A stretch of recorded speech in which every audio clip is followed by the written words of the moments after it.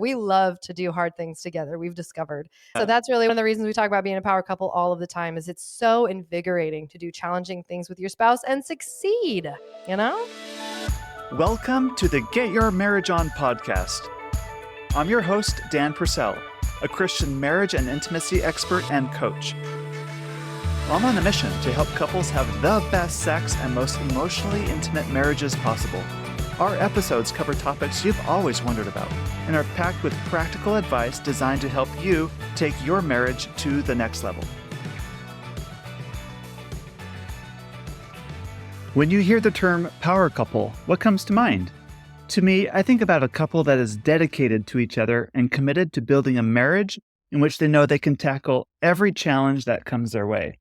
And also probably a couple that has a lot of fun together too. My guest today is Melanie Studley. She's been on our podcast before. Check out the episode we did last year on how to talk dirty without feeling dirty or awkward. I admire how she's taken growth and development in her marriage so seriously. I'm inspired by her, in fact, considering how dysfunctional things were between her and her husband and where they are now. It's like saying, if they can make it, so can I, so can anyone. Several things stuck out to me in this episode. Melanie emphasizes the need for systems and processes, having a growth mindset, the importance of giving both people in the marriage partnership their voice, recording your wins and your struggles, and the value of consistency and persistence. She has taken all of these items and put them into a convenient planner that any couple can use. If you haven't heard, we've announced a fun and exciting virtual marriage retreat. This is different from the in-person retreats we do. This retreat's focus is more on sex, technique, pleasure, passion, and deep connection during sex. It's the kind of retreat where you and your spouse will want to get a hotel room or send the kids to grandma's for the weekend and join us live via Zoom webinar. It's coming up on June 9th and 10th, which happens to fall on International Lovemaking Day this year, which is a double bonus. And you can get all the details and sign up at getyourmarriageon.com. Click on retreat, and then choose virtual retreat. Melanie, it is always such a pleasure to speak to you, and welcome back to the Get Your Marriage On podcast. How are you today? Thank you so much. I'm so great. It's always a pleasure to be here. And how are you? Very good. Thank you. So we're going to talk about power couples today. Can you tell me of a time where you and your husband, Seth, worked together as a power couple where you had to, move something heavy or something? I have a few really great examples of actually moving a heavy thing as a power couple. So my husband and I, over the years, we've been married for almost 19 years now. We have developed this teamwork ability and really, really grown it as a couple. Because in the beginning of our marriage, we were just so terrible at everything. But literally, I have a funny story of us we moved into an apartment a few years back. We only lived there for a while, but we had to get our huge sofa up 3 flights of stairs. And we're like, we don't need help. We're just going to do this ourselves. So here's me and my husband. Neither one of us are giant. Let's be very clear. And we just hauled that thing up 3 flights of stairs on our shoulders and literally had men in the parking lot are like, do you need help? We're like, no, we got it. And so we moved ourselves into our apartment, hauling sofas up all the flights of stairs. And then another funny one is, actually, I have 2 other funny ones. Well, I'm Native American, even though I don't look like it. And we put up a teepee by ourselves, which is so dangerous, massive, just 30-foot long poles. And it almost crushed us. While we were inside of it, and it twisted, but we saved ourselves. We have tons of fun. The tipping teepee then? The tipping teepee, there it was. But it's an adventure. We love to do hard things together, we've discovered. And so that's really what, one of the reasons we talk about being a power couple all of the time is it's so invigorating to do challenging things with your spouse and succeed, you know? That is so good. Whether it's teepees or moving furniture or other things like that. Sofas, marriages, whatever. Yeah, that's cool. But it always wasn't that way. Tell me, take us to the beginning. What was the genesis of your relationship with your husband like? Ooh, are you ready? Let's do it.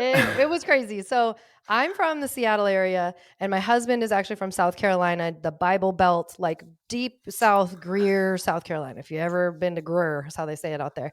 And when we got together, he had moved out to Seattle to be in a band. He was in a Christian band called Emory. They're still a band. He's not in it anymore. But he moved out here. So when I met him, he was this Southern charm, but wearing emo skinny jeans. We met at Starbucks. We fell in love, all the things. And I thought I was marrying a rock star. Listen, I thought I was marrying a drummer for a band. He quit the band unexpectedly when we were engaged and became a therapist. It's like the last thing I thought he was going to do. I was like, oh, all right. So I That's married not a therapist. glamorous. I know. It's like, where did that come from? But in the first few years of our marriage, it was so challenging from I think from a cultural perspective, like I thought he should be one way, he thought I should be another way, and then we just didn't know how to communicate on anything, and we fought each other more than we fought sort of like the world, you know what I mean? And so Uh-huh. so everything that we do now as our in our podcast has come from, and again, our podcast is called Anatomy of Us, and like all of it is earned. The trust that we have for each other, the communication that we have for each other. And we went through a really, really hard season a few Mhm. years into our marriage. And that this is really the genesis of our entire show. Mhm. We went through a season where Seth admitted to me one day as I was holding our 2 week old son. I had already had one kid. I had a 1 year old Uh-huh. in a crib and a 2 week old in my arms. And Seth comes up to me and he says, I've been lying to you and I've been looking at pornography. And I fell apart. I don't know why. Uh-huh. It was terrible timing. He didn't do it in a great way, but I mean, he did the right thing. Like, technically, he did the Mhm. right thing. I lost my mind and it got so bad I actually gave him a black eye at one point. Like, it Uh-huh. was Uh-huh. terrible. Everybody thought these two are going to get a divorce. There's no way they're going to make it through. But we just stuck it out and worked and worked and worked harder and harder and harder. And at the time, our struggle was that we couldn't find the resources that were like real and raw. All we could find was this sort of like fluffy, if you're already in a healthy place, like love languages, and those things are really great, but they don't work when you want to punch your husband in the face. They do not No. work. And so Uh-uh. when we got through everything and we were healing and things were way, way better, we were like, hey, we should create the resources that we wish we had had. And so it was like, okay, how do we talk about stuff in a more open manner? How do we really get like down into the nitty gritty stuff to bring help for real couples? And that's what we do now. So That's it's good. all earned, so I'm very passionate about it because it did not come cheap. No, it did not. What are some of the mindsets of a power couple? Or are there different sections that make a power couple power couple? Like, Oh yeah, what are absolutely. all those things? I'll explain to you how it works, and the reason I made it a planner was because my husband and I are high performance marriage coaches, so we work Mhm. directly with couples, and I kept having to repeat the same thing. And I was like, listen, in order for you to like have an amazing marriage, to be the power couple that you say you want to be. So a lot of our clients will see us, they'll see me and Seth. They'll see us doing fun things together and being silly with our kids and going all over the world, and they'll want to be like us. And I say, okay, well, Mhm. here's what it takes. You have to have a growth mindset. You cannot have a fixed like, well, I know the answer, or you're just a bad guy, or everybody's dumb, or whatever. You cannot have a fixed mindset. You have to have a growth mindset. Now, that is not like switching on a light switch. That's a Mhm. process. Just the growth mindset part is a really long process of like the books that you read, the practices that you do. Like Seth and I both did 75 hard, that like exercise workout challenge to make Uh-huh. ourselves tougher. Like we need to have more grit, right? And so we Mhm. push in all of those areas. But yeah, growth mindset, I think, is like by far the most important thing to start out to become a power couple. And then there are strategy, like again, I made a whole planner around it. So Mhm. I can tell you more of the details, but yeah, there's strategies, but it's consistency, it's showing up regularly, all of those things that make a Tell me power of a couple. time you've faced something hard and you're like, but because you had a growth mindset, you're like, oh, I can work through this. Yes. I'll use one example that was really hard. This was really hard. This is actually when we lived in that apartment that we carried that couch up 3 floors. Uh-huh. So, my yeah, our middle son had like a mental health crisis when we lived in those apartments for some reason. It was like, I don't know what happened. I don't know if it was, I have no idea. But it was so challenging. It was one of the hardest seasons of our marriage ever. He was like, he was actually diagnosed with acute, I think it was like acute adolescent depression or childhood. It was something I had never even heard of, but he was Mhm. diagnosed with that during that period. Again, it was acute, meaning it was only like for a tiny season, but he like lost his mind. He would like scream at us and fight with us. And it was the first time in my life that I was like, oh, this is why people get divorced over challenging children. And it Mhm. was so challenging. Like Seth and I, for a while, were fighting each other because we didn't know what to do. We just didn't know, like, how do you manage this? How do you handle this? The other kids are affected. Like, what do we do? And so we decided we rallied around our marriage and said, if we don't do this together, we are not going to survive this. And if Mhm. you're a parent and you have a kid like this, or you've gone through something like this, you know what I'm talking about. And so Mhm. we really had to rally together. Like, how can we be the healthiest, strongest, safest marriage for our kid? How can we help our other kids? So it was really just like this call to a higher level of marriage and relationship. And again, I know that's a really serious example, but that happens in the world every day, that people are faced with stuff like that.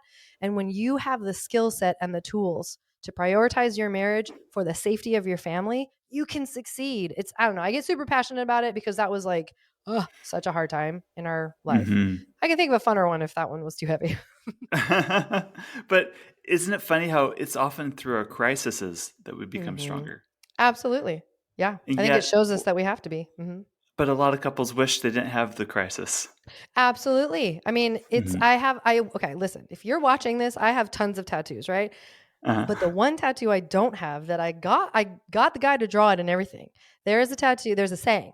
It says, smooth seas do not make skilled sailors. Right. So the only Right, reason right. you can be a skilled sailor is if you have gone through the storms. And I was going to get a massive ship, and it was going to have like rope, and it was going to be on my side. And then I was like, that will hurt. I don't want to get that one. But that's the way I look at it. It's like, I want to Which live is a, ironic, I gotta I know, say, right? I know, right? That'll hurt too much. Never mind. But Put it on I a think, smooth part of your body, like. I know. Your side is like what hurts the most, I think. He said they charge more because it hurts more. But that's the way that I look at it, is like, I want to look back at the end of my life, whenever that is. Let's say I live to be 90 years old, and I want to be sitting on my front porch in my rocking chair, and I want to say I did everything that I wanted to do. I lived my life fully. I showed up for my marriage. I showed up for my kids. I showed up for myself. I did my adventures. Like, that's how I want to have lived. But Mhm. people who avoid the storms don't get to say that, you know? So Mm-mm. there's a lot to be said for learning, like looking at tough seasons as a growth, like again, a growth mindset. If you can look at it like that, there will be a gift and a blessing somewhere in there, even if it's like really, really hard. But can you really avoid the storms of life? No, no, you can't. So face them. Like, Uh-huh. put your But how rain you hat face on. them, that's what matters, right? Yeah, Uh-huh. absolutely. And I think Right. too, it doesn't only matter for like your relationship, like how I face the storm matters to Seth a lot, but it also matters to me and my kids. Like, if Mhm. they see me show up and just face that storm, right? It just, it matters a lot how we face our storms, because they will come. And I would Mhm. rather face it fighting than not, you know? Right. Exactly. All right, we talked about mindset and how growth mindset is so important. We talked about facing our storms. What other elements are there about being a power couple that you've incorporated into your planner? Oh yeah. So I think consistency is totally key here. And because everybody knows, like if I said, well, what would make a good marriage? They go, oh, well, Mhm. okay, here, I know. They'll say, you should go on a date night. And you should like have time with just your spouse. You should schedule intimacy. Like they'll tell you all the things, but then they Uh-huh. will have done none of them. And so I got Uh-huh. so tired. So consistency really is so important in any area. So if you want to become a doctor, you consistently show up for medical school, right? If you Right. want to be great at anything, tennis, I Mhm. don't know, soccer, being a doctor, painting portraits, I don't know, you Mhm. have to show up. And so one of the things that is almost too simple sounding, but it was so impactful, was when I was like, I need to just make this into a planner. I can't just tell people, because they will not put it into their planner. They need to have a Mhm. thing in their hands that they're holding that says, okay, Monday I'm doing this, Tuesday I'm doing this, Wednesday I'm doing this, Thursday, Friday, Saturday, and Sunday I'm doing these things consistently, because although they say they know it, they don't do it. And so again, I think nothing beats consistency. Like the people who become proficient and the people who become masters were consistent. And I love this idea, and I don't know if you've heard this. I don't hear anybody talk about it, but I don't like motivation as much as I like dedication. Okay. Motivation will change, right? Like you can be Uh-huh. motivated to do something, that's cool. But Mhm. dedication goes a whole lot farther than motivation. You That's know, and so people good. wait to Uh-huh. feel motivated, like, well, I didn't feel like scheduling a date this Friday, so it's like, didn't? Okay, Mhm. well, are you dedicated to scheduling a date every Friday? So do it anyway. I'm kind of Mhm. mean, Dan. I don't know. I'm a little bit Uh-huh. mean. Do But it anyway. Right. do it Uh-huh. anyway. Right. Uh-huh. Your feelings will catch up. You'll be glad you did, you know? Mhm. But I think dedication and consistency and showing up every single day of every week of every year for your marriage. Mhm. Like, why wouldn't you? That reminds me, like, sometimes I love to run, but sometimes I don't feel like running, I don't have a lot of time, or it's cold outside or whatever. But if I'm going to train for the marathon or whatever, you Mhm. gotta put in the miles. Mhm. Like it takes dedication. Yeah, absolutely. And then you like, I didn't know you love to run.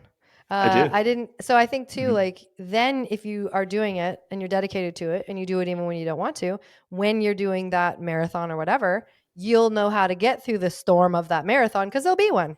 And it's Hmm. only because your feet hit the pavement over and over and over. And that's Right. dedication, not motivation, you know? Hmm. It reminds me also what it says, what I learned in the book Atomic Habits, which is Hmm. a great book by James Oh, yeah. Clear.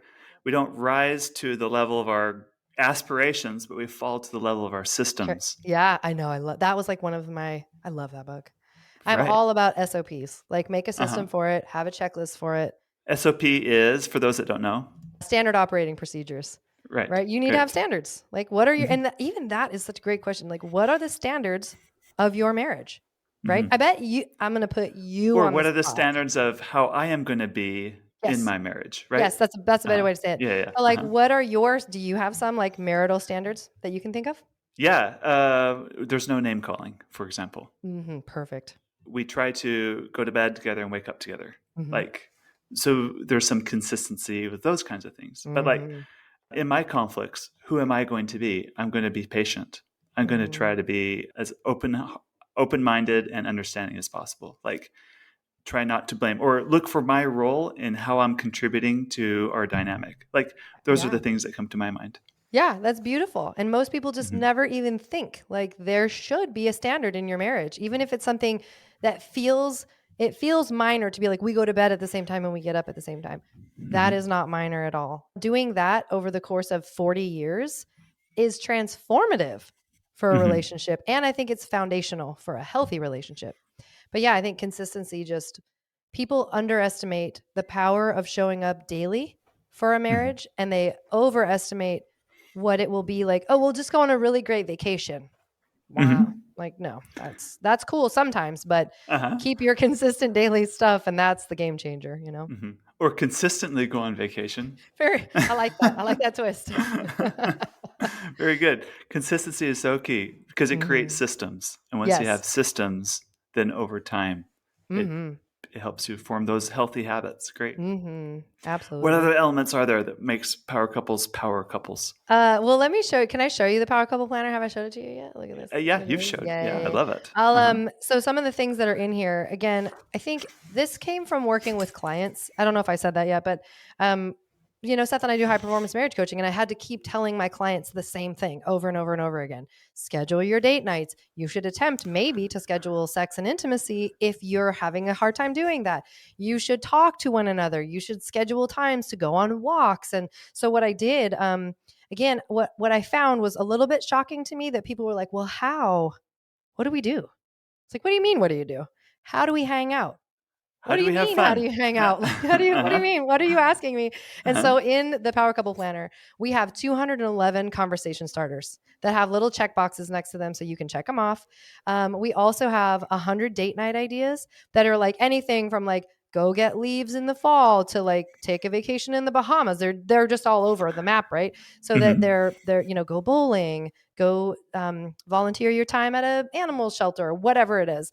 People don't it genuinely feels like people don't know how to connect anymore. Right. Partially because we've got our phones in front of us.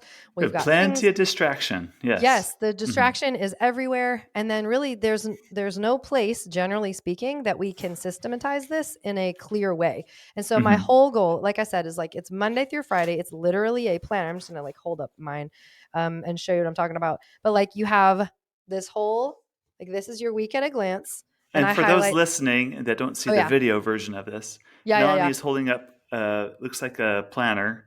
It is a Uh, planner. It's a Power Couple Planner. it's a big sheet. Yeah, right. Uh-huh. And Yeah. it's got a grunge look on the front. Says "Till death Till do we death. part," right? Yes. Oh yeah. It's it's very grunge. It's very it's got a Seattle lot of vibes. humor with that, right? Yep. And then she's got a box for like the days of the week and kind of what we're going to do Hmm. for this thing. Right. And so I'll just read you. This is actually our real planner, the one that we use. And so I'll just read to you what we have on our days. So we sit down every Sunday morning and we go through our week ahead and we schedule out our connection. So that is, I'm going to read you mine. So last Sunday we did church and cards with the kids. So we wrote cards for family. Mhm. And we also have a little heart on Sunday, which indicates intimacy, right? Uh-huh. And that, As and in again, physical intimacy? yeah, like Okay. physical. So, but that Mhm. could be many things. So that's it could include sex, but it also could be like snuggling, whatever Mhm. kind of intimacy you need is what you're gonna put in there. The next day is our connection. Our everyday connection is TV and stretch before bed. So like we'll watch TV and like stretch, like kind of do yoga vibes while we're Mhm. watching Forged in Fire or whatever, Uh-huh. which Uh-huh. works because my husband is also a runner. So like he needs to stretch and it's fun. Like we're just hanging out. And then Tuesday is Mario with the family. We play Mario with our Mhm. kids and it's super fun. But again, like it's scheduled. This goes into our actual calendar. It's not just You're like, oh, being I hope I play. intentional. Yes, being Mhm. really intentional. On Wednesday, actually we podcast together, which is our like recording days. And it's very connecting when we podcast. It's always super, super fun. So that's our connection. And then we also do therapy on Wednesdays. And then on Thursday, it says snuggle and watch TV. Date night, we have written down going to sumo sushi and then intimacy again there. And then we had on Saturday, our kid had a concert, like an orchestra concert thing. So we went to that. And then the other really cool thing, too, that people don't often think to do is putting like using affirmations for your marriage on purpose. So on here on the weekly page, we have a section that just says affirmations. And then there's a little thing that says, look in the back for inspiration. And in the back, there are tons of aspiration or affirmations and inspirations about marriage. And ours, the one that we wrote was, we are getting great at communicating clearly and lovingly. And some of the affirmations are like, every day that we hang out is a blast, or I love connecting with my spouse. Like just speaking life into your marriage every single week. And one of my favorite parts about the planner is that it's not just one person filling it out. It's not just the wife. That happens a lot where the wife is the one who takes this stuff on board. The husband just go like, I don't know, follows it. But Right. we're asking couples to sit down together and do this so that the husband can say how he wants to connect. It's not just what the wife thinks of. Because that's what Mhm. happens is that it'll be like the wife is like, well, I love taking walks at the park. And the husband's like, I never want to see the park again, but he'll never say anything. She won't say anything. And so then they just have these like awful misconnections over and Mhm. over and over again. And Mhm. so we wanted to avoid that from happening. So you have to take turns. So like Seth will fill out Monday, I'll fill out Tuesday. He'll fill out Wednesday, I'll fill out Thursday. Um, and really, again, it's the consistency and like really like front loading your week with intention and focus and positive energy around your marriage is transformative. So the other really cool thing that I did, again, this is like my baby, so you're just gonna have to. It's like my fourth child.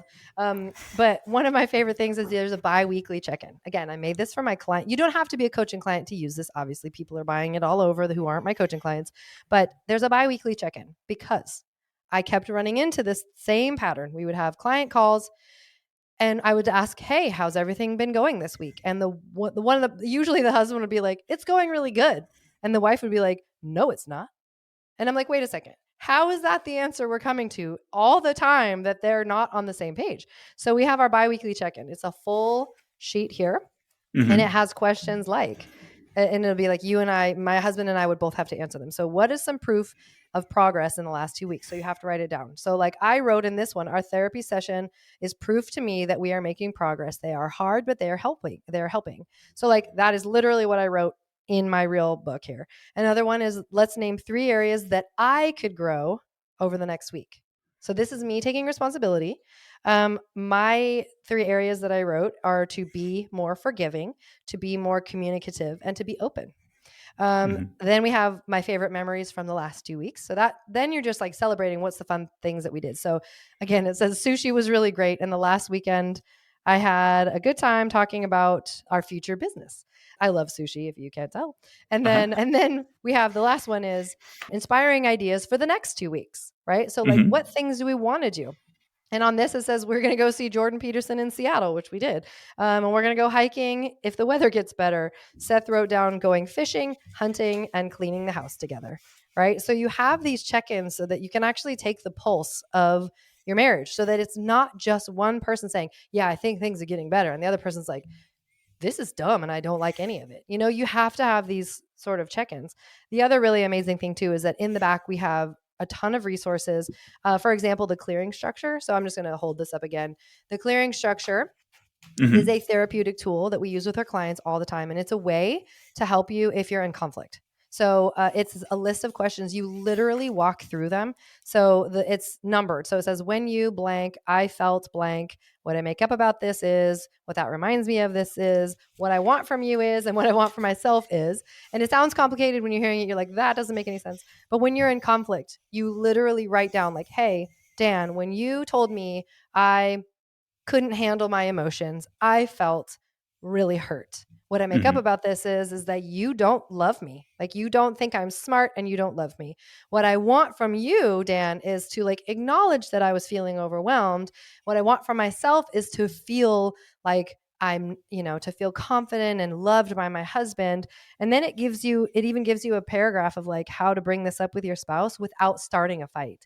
So there's a ton more tools than just the clearing structure. We have the kill your mood killers template. Hmm. Like, some Hmm. people really struggle staying in the mood for sex. Like, they'll be in the mood at like 3 in the afternoon, but then 7 p.m. rolls around or 10 p.m. rolls around and they're not in the mood anymore. So we have like Uh-huh. a whole sheet for that, you know?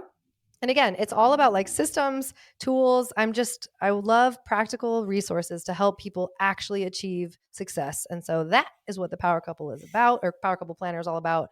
And that I believe that is the recipe for becoming a A power power couple. couple. Great. There's something in this that's kind of below the surface that I'm picking up on. Mm-hmm. And that's, I just see a lot of couples do this. They self-edit. They don't bring their Mm-hmm. full honest self to the relationship. And I Mm-hmm. could see them having a planner, that's all fine and good, but don't we kind of tend to live small or silence our desires, um, thinking there's virtue in subordinating what we want for what our spouse wants, Mm-hmm. but there's no growth and development in that. Mm-hmm. What advice do you give to a couple that might find themselves like, well, of course I want more sex this week, but Mm-hmm. I know you're busy and tired and you don't, Mm-hmm. you're saying you're overwhelmed all the time. And so nothing gets said, Mm-hmm. and then nothing gets improved on. Mm-hmm. So that's one of the reasons that I wanted it to be in a planner form, is because you can track it. You can go back and look at it. So you could use this with your therapist, even like if you're working with a counselor and one of the things you struggle with is intimacy and like the frequency of sex. It's not just a positive spin. It's also, hey, I can look back and see, wait, we wrote it in the calendar that we were going to have sex on Thursday, but she Hmm. said no. And then the next week she said no. And then the next week she said no. So it is a tracking system. And then Hmm. you can begin to address it, but it's going to be it's accountability in all directions. It's, did I speak up for my needs? Did I write it in did I even write it in the planner that I wanted to? Like, I'll use a weird example. Like, I love, this is gonna sound so unrelated, but like, I love like Indiana Jones. And there's a new Indiana Jones movie coming out this summer. I Yes. cannot Uh-huh. wait. Cannot Uh-huh. wait. And I would love it if my husband took me on like a secret Indiana Jones date. Like, if he surprised me, and if he, I mean, it doesn't even need to be a surprise. I could write it in there and I would still feel surprised. But like, Uh-huh. I would love it if he took me, let me think about this. Like, if he went to, and like, there's a noodle restaurant in Seattle I haven't been to yet called like Biang Biang Noodle. I don't know how you say Uh-huh. it, but that place looks really cool. So like, if I have that desire, Seth can't read my mind. He's not going to know, but Hmm. I have the power, and now I have a place to make my request known and say, Hmm. hey, I would really love it if you took me to Biang Biang Noodle, and then we went to the cinema place in downtown that has the like full reclining seats, and we watched the new Indiana Jones movie, and then we went and got a tattoo. I would totally be down for that. I really would be down for that. With a big ship on the side Yes, with a rope. yes. Um, and so I think it is a great tool. Number one, to track, are you doing the things you say you're going to do? Are you actually taking the walks that you put in your planner, or are you not? Hmm. And if not, why? It's a tracking tool, all directions. Are you actually writing in it the things that you want? If not, why? Right? And it gives you a place to track it. I don't, you've probably heard the like, what gets measured gets managed saying. Yes. It's one Uh-huh. of my favorite sayings. Like, if you're not tracking it, and almost nobody is tracking these things in their marriage. Maybe you Hmm. are, but Hmm. most people aren't. I have an app for Um, that. Uh-huh. yeah, I know. I was gonna say you have an app for that. But this is really like, the concept is somewhere to reference it, and then also like there's a little hidden journal section at the end. I forgot about that. It's like one of my favorite features is that at the end of each week, it says, I'm thankful for you this week because, and then there's just a little journaling session. Right. And so or section rather, it's just tiny. Mm-hmm. It's like a paragraph. And so like even in Seth's, I'm going to read his. This is so vulnerable. It says, I'm thankful for you this week because you showed up even when it was hard. I'm thankful that you met with me to pray even when we had been arguing. Thank you, with the smiley face. Mm-hmm. And that, what I love about this is that after a year, so this is a full year, Mm-hmm. after a year, you have a journal of your progress in your marriage. Where else are you going to have that? I mean, it's just such a cool feature in my mind. That is so cool. Very good. So there's this theme that I'm just picking up on, and I'm going to say it again, but you have to be willing to step up and fully own your part of the marriage in order to make this work. Absolutely. Right? This can't be something where one spouse is like, oh, I'm going to plan it, and then the other person just silently complies. That's not how you create a power couple. You can only create a power couple when there's enough room for two in the relationship. Yeah. There's also situations where you're going to have one spouse that's a lot more domineering than the other. They're going to take over and take charge and That's me. kind of push out the other person, right? Right. So you need to have more awareness of your tendency to overfunction in those areas and to allow for room for two people. Yeah, I love to use the visualization of like superheroes. I know that sounds silly, but like the Marvel movies or whatever, where they're like this dynamic duo and there's two of them and they're working really hard. You have to figure out that dance. I jokingly said when you said like one of you is going to push the other one out, that's me. I'm the one that pushes everything. I'm the one that could easily railroad Seth. Easily. I mean, easy. I could do it in my sleep, which is terrible. And I know have a lot of practice doing it. It's not an ideal situation and it's not what I want for my marriage. And after counseling, we do biblical counseling. We've done therapy, all of the things. I've had to look at myself and say, where do I need to pull back? That's why I'm not allowed to write in the ways that he wants to connect. He has to write them in because it may be that he wants to connect by going duck hunting. I don't know. But I used to like, oh, duck hunting, that's gross. Right. I used to be like a wet blanket, but also like a railway train. I don't know what the word is I'm trying to say, like a train, like a thing that pushes him over. And I had to learn that skill. A bulldozer? A bulldozer. There we go. There you go. And the best way to do it was to have it be like systematized. There are rules to follow. And if I break them, I'm the bad guy. Awesome. All right. Where do people go to get this planner? They can go to anatomyofus.com and it is available there. You'll see a little tab. It says Power Couple Planner. You just order it. It's there. It's ready to rock and roll. And then also I wanted to mention too, we're doing the Power Couple Summit.